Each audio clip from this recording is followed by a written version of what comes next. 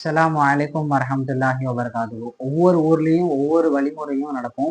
ஒவ்வொரு விதமான பல நடைமுறைகள் நடந்துட்டு இருக்கும். அது என்ன நடைமுறைனா, பாங்குக்கு முன்னாடி ஸலவாத் சொல்றது, தொழுகைக்கு அப்புறம் கூட்டுதுவா ஓதுறது, இக்காமத்து 2 தடவை சொல்றது. இப்படி இந்த விஷயத்துல ஒரு சில பள்ளிவாசல்ல ஒரு சில மஸ்ஜிதுல நடந்துட்டு இருக்கும்.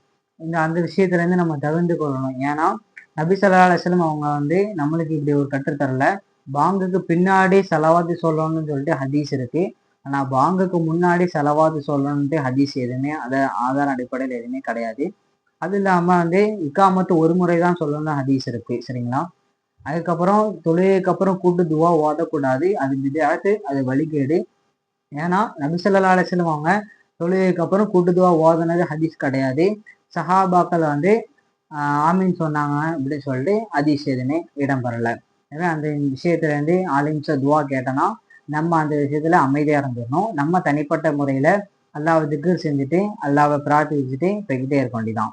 எனவே இன்ஷா அல்லாஹ் அந்த விஷயத்தில் நம்ம கடைபிடிப்போம். அல்லாஹ் நம் மீது கிருபை செய்வானாக. அஸ்ஸலாமு அலைக்கும் வரஹ்மத்துல்லாஹி வபரகாத்துஹு.